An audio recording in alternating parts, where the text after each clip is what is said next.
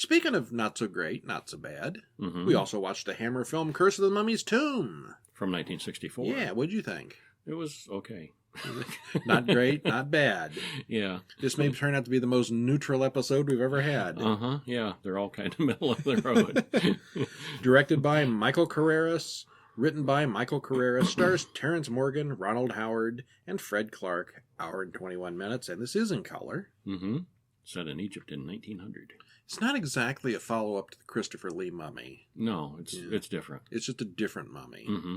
Well, in this one... Different backstory even, yeah. In this one, he's not somebody that was condemned to death. He's... the mummy's actually a prince. Yeah. Yeah, one of the royal family. Yeah. Yeah. Yeah. So that was different, character-wise. So the story's history-wise. different. Yeah. It's not the same old Carreras or Imhotep. Yes, you're right. Yeah. So that was kind of different, kind of interesting, having a different take this time. Yeah. As the credits roll, the camera gives us a point-of-view shot of the explorers walking into the tomb. They open the cheap and wooden-looking doors. Oh, yeah, that was just awful. It looked like a Two cupboard wooden doors with cupboard handles. brass-looking, like kitchen cupboard doors from the 60s when it Very was filmed. much like that. Yeah. And we see all the treasures inside. Mm-hmm. And the treasures looked cool once they got past that door. Yeah, that door was something. Yeah. And this all is supposedly takes place in the year 1900. Mm-hmm. So a group of Egyptians ride up and kill a white man who is tied up and held prisoner. They take something from him. We then see John and his fiancée Annette wondering where her father is, since he hasn't come back to the camp. John's Egyptian servants, led by Hashmi, carry in the father's body, and John has all kinds of racist comments for the servants. He did not like Egyptians. No. Mm-mm. And he's the hero of the story.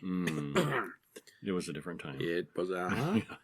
Yeah, how often do we say that for these We old do say movies? that. Well, it was where it was acceptable to do that in movies, and Yeah. acceptable for white people to do that.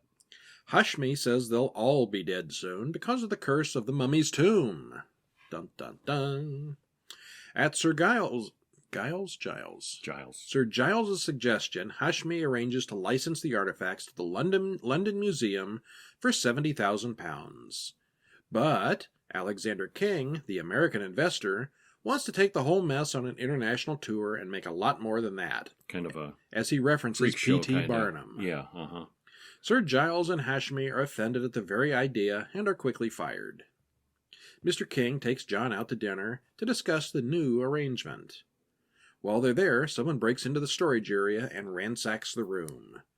None of the treasures are missing, but they find Ahmed's dead body, who is the least Egyptian-looking fat white man I've ever seen, and the inventory list that John spent months making has vanished. All they took was the inventory. I wonder why.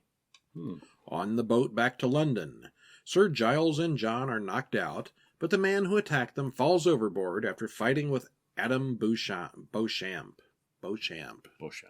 Yeah, I don't know. Adam is very friendly with John and Annette, and he invites them to come stay with him at his big palatial house in London. He's terribly cordial. Very, very. Yeah. We hear Annette explain the legend of Ra and Bey, two Egyptian princes. Bey was the sensualist, and Ra was more of a philosopher. Ra was eventually exiled, but when he became king of another region, the people there gave him the secret of life and death, written on an amulet. Bey's men attacked and killed Ra and all his men. Adam asks, "Hey, what happened to that amulet?" And then he starts getting annoyed when Annette doesn't know. Not long after, Adam starts pursuing Annette romantically.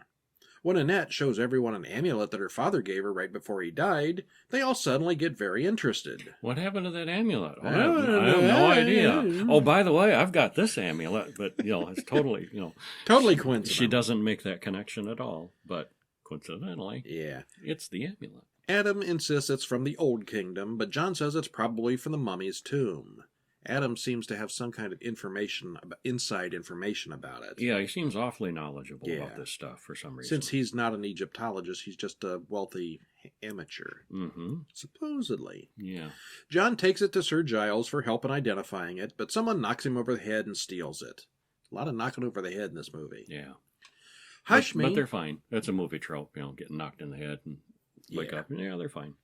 Hashmi warns King again about what he's doing, and King doesn't care about anything but money. While John is laid up from his attack, Adam keeps working on Annette. King gets up on stage and begins his spiel about the mummy. Then he loads up a 1990s PowerPoint slideshow. 1900 1900s PowerPoint. Yeah, they actually had PowerPoint in 1990. Black and white slideshow. Yeah, he's telling the story and demonstrating the story so far. It's an elaborate presentation leading up to the opening of the sarcophagus. He opens it up, and everyone gasps when they see it's empty. And he'd opened it up before. We'd seen the mummy already there. We'd seen the mummy. We know there was a mummy. Mm-hmm. Yeah. John wakes up and goes to see King. He thinks that the same person who stole the Amulet of Life also stole the mummy to use them together. Mm-hmm. Someone could cover up a real murder by using that old legend. King blows him off and dismisses him. Then King says he thinks he'll walk home tonight, which is never a good idea. Doomed. And sure enough, he's killed by the mummy on the way home. Printed on his forehead right there. Yeah. Not long after, Sir Giles gets beaten to death by the mummy, and then John and Hashmi team up to go to the police. Adam has worked himself up to the point where he's reading tacky love poems to Annette, and of course she's all captivated with the mushy stuff. He asks her to go away with him and leave John tomorrow morning. She literally writes John a Dear John letter. Dear John letter. It literally says that. And they mash faces. Yes. Well, they do. There is a difference between kissing and just mashing faces together. You'll see actors do that sometimes. And they were definitely just mashing faces together. I don't know if the actors had no chemistry or or what. But yeah. Before they can leave, the mummy attacks Adam while Annette watches. John and Hashmi break in before anyone actually dies. Well, and Adam, you talking about where the mummy starts going for her? Yeah. And he says something in Egyptian and calls it off, and then it starts to attack him. Oh, he was going for her first. Yeah, he was going. Yeah. The mummy was going for her first, and Adam called him off using some arcane words that we couldn't understand because they were ancient Egyptian. Yeah. Yeah. But later that same night, John and Hashmi trap the mummy with a net, and Hashmi apologizes to the mummy for raiding his tomb. The mummy then escapes from the net and crushes his head with his foot. Yeah, the mummy don't buy that apology. Yeah. He looks at John, turns, and walks out. And why didn't he kill John? Never quite clear. Yeah, I was a little unclear on that. Adam shows Annette his basement, where he keeps his own personal Egyptian museum, including a pharaoh's crown, which Adam claims, that was always mine. Adam explains that Ramses cursed Ra's brother, B, with everlasting life, and then admits that he is B. This isn't just a museum. These are souvenirs from his life. His stuff. Yeah, and that's why he knows ancient Egyptian artifacts so well, because he was there. The only one who can release him from his own everlasting curse is his dead brother, Ra. Adam/B activates the mummy, while John beats at the door. Adam orders the mummy to kill Annette, but the mummy turns on him and kills him instead. Which is what he wanted. Well, he had this idea that if the mummy killed Annette, that they would be together in the afterlife. Yeah. Yeah. And sure, then Annette wants John, when she realizes that Adam is an undying Egyptian prince who wants to kill her, and then she's all like, "Oh, John, save me! Oh, John, you're good enough now." Yeah, feckle. John never actually got that Dear John letter. Then the mummy takes the amulet and causes a cave-in, which buries him under like 8 or 9 big bricks that they could have dug out at any point, but we don't. They're not going to go there. Nah. So that's for the sequel. Yeah. We find out in trivia that all of Annette's lines were dubbed, and she has a lot of lines. And I wonder what was wrong with her original voice. Don't know. Probably the same thing that had something to do with the way she kissed. Maybe she just, I don't know. Phoned it in? Had a voice like a chicken. I don't know. Yeah. And kissed like one, too. The film is really slow getting started in the beginning. Yeah, it did take a long time before we got any actual mummy action. And then it wraps up a little bit quickly at the end. It doesn't explain why the mummy didn't kill John, or really why he didn't kill Annette either.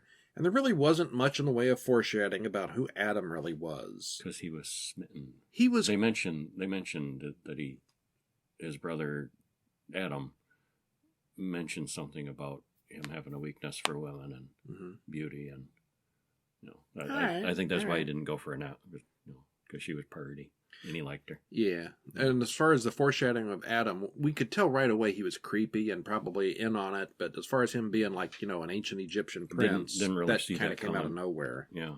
Mm-hmm. Why would Adam want to run away with Annette last night if his real goal was to die with her tonight? If he wanted to die, why kill Annette as well? Yeah, we kind of answered that. Yeah. Overall, it was pretty good, but it played out a lot like many of the other Hammer films, and still didn't bring too much new to the Mummy's lore. Yeah, it was okay. Yeah, it's okay. It was okay. It's all right. It's all right. Sort of not the worst of the Mummy movies. No. Yeah. And that's our show. Stop in during the week to the website, horrorguys.com. Check us out on social media, or tune into the full-length audio podcast. Yes, everything here, our weekly show, is done as a full-length, around an hour audio podcast each week, where we talk about all the movies. And you can also subscribe to our YouTube channel. That helps us out. Give some likes and subscribes. Yep.